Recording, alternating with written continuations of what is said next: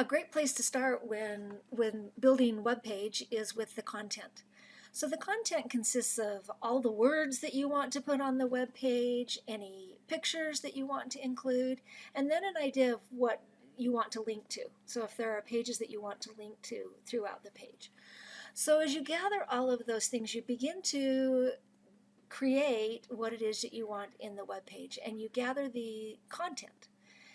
And this is, by the way, not a trivial step.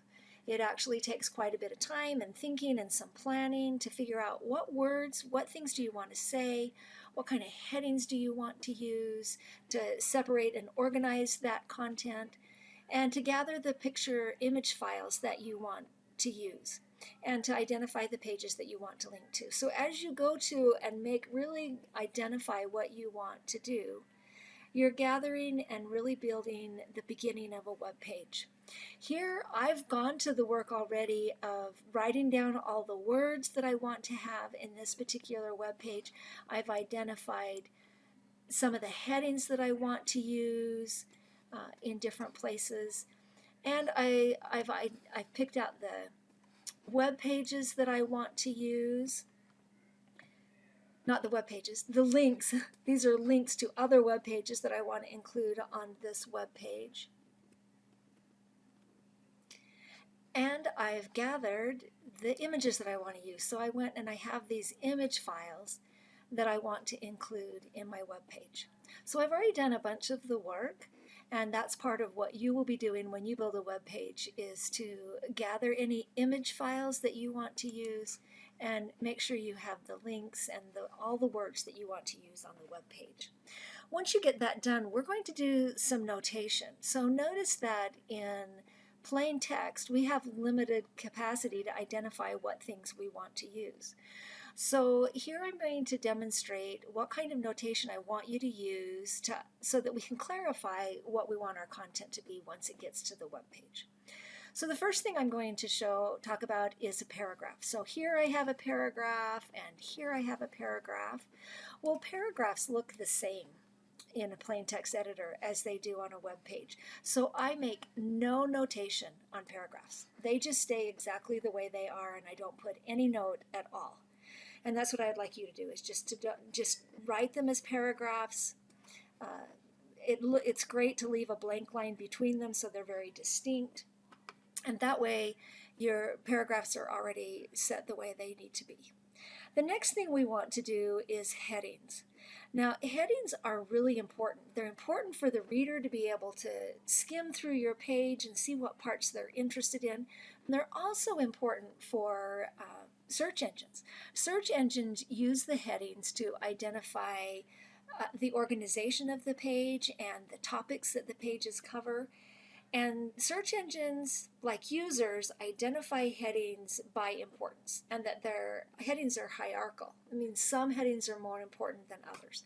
And so we want to identify that as we go through. We want to keep this hierarchical structure of our headings. So this is my most important heading, this one up here, and this one I want to be my main heading. So I'm going to put that I'm going to put a note down there that says this is my main heading, and I'm going to use the number 1. This becomes meaningful. The hierarchical 1 is the most important heading. 2 would be a subheading that's not as important but still pretty important, and subheading 3, and you can really work through those. Generally you use maybe 3 levels of headings, sometimes 4 or 5. You actually, in HTML, we have 6 levels of headings that you can use. So 1 through 6, with 1 being the most important. And that one's my most important one. This one is one of my subheadings, and it's going to separate the page for me. So this is also going to be an important one, and so I'm going to identify this as subheading 2. This one is the same importance, so it will be subheading 2. And let's see if I have any more. This one is interesting. This is a heading that's that goes with this table. So this one it won't be a different section. So this one I'm going to use subheading 3. It has a different level of importance. What it is, it's a heading just over this table. So those are all the headings that I'm going to be used. So this is how I put a note by each heading to identify this is a heading and this is what level of heading that it is. So that's how you do headings.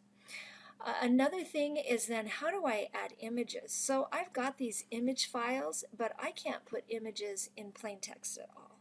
And so the way that I do them is to identify the file name and a description.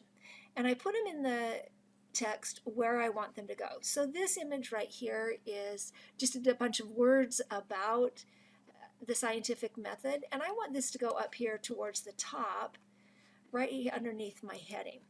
So the way that I do this, I put a description of the picture, so words about the scientific method. That's my description. And then in parentheses, I actually put the file name, including the extension. So here the file name is words2.png. So I'm going to put that in there, words2.png. And that's what I have as far as an image. So a description followed by the image file. And then another image that I want. So that's how you do images. Hyperlinks. So I have a couple of links down here that I want to use. How stuff works, and that's the URL to it. I want that to go up here. Let's see if we can find it. There it is, how stuff works. So I'm referring to how stuff works up here in this paragraph. And even when I was typing it, I put a note there that this is going to be a link. What I want to do for links, this is a text link. So here's the URL. Notice that I have the entire URL, including http://. Now it's really easy to type these incorrectly, to make a typo or make a mistake. So what I recommend is that you go to the web page that you want to include and copy the URL from the browser's address window bar, right? That bar across the top that has the URL in it. Just highlight that whole thing and copy it. Now, it won't show you this part of it. Most browsers hide that, but if you copy it from that address bar, it actually copies the entire thing. And then you just paste it. So I'm going to move that from here up to where I want it. And so in parentheses, I'm just going to put that URL right there. So here's the word followed by the URL, and I just put it in parentheses. Now, this is a text link, and what that means is that it's words, it's a piece of text that is going to become a link. So there's a text link. Now I also want what's called a graphic link, and that is where I have an image that when you click on it, it links to a page. And that's what I want for this one, for children experiments.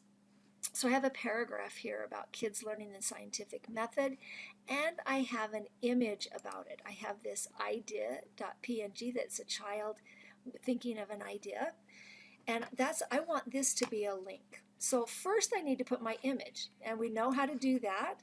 So we know that how we do an image is a description. So I'm going to put child thinking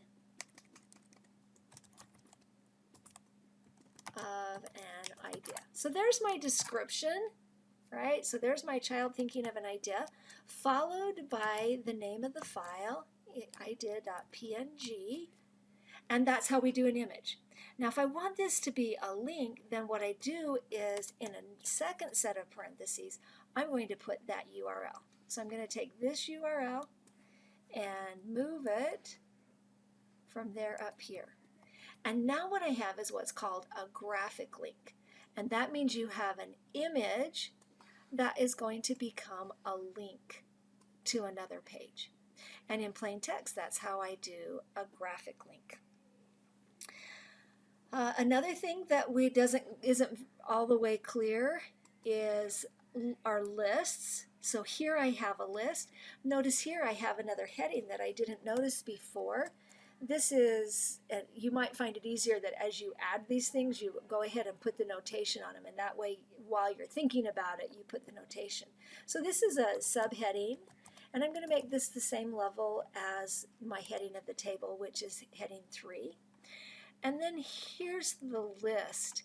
And notice I have all of the words that are going to be in the list. I just need to say, this is going to be a list. And this is really straightforward. You just say, this is a list. So you just really identify it.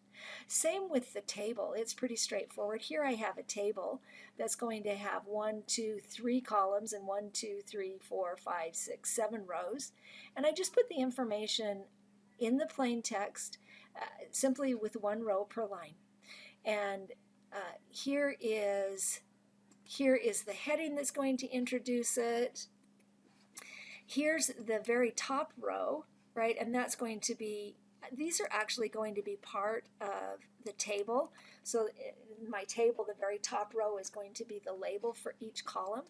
So this is my table starting right here. It includes that heading that's going to be part of the table that labels each column and all the data. And all I do here is at the top of the heading put table. And that's how I identified that this content is a table. And those are really the things that I can get rid of these. Those were just notes for me when I stored those URLs. And now what I have done is I have added all the notation for the content that I need for this web page.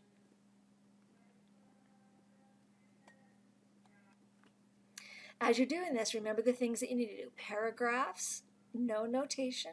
Headings, where you identify what pieces of text are going to actually be headings and what level that heading is. So your note identifies it as a main heading or as a subheading and then uses a number to identify its importance.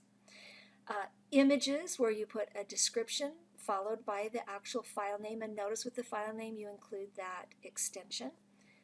Hyperlinks, which is a piece of text followed by a URL if you want a text link, or an image followed by the URL if you want to have a graphic link. And then lists and tables, where you have simply a note that said this is to be a list or this is to be a table.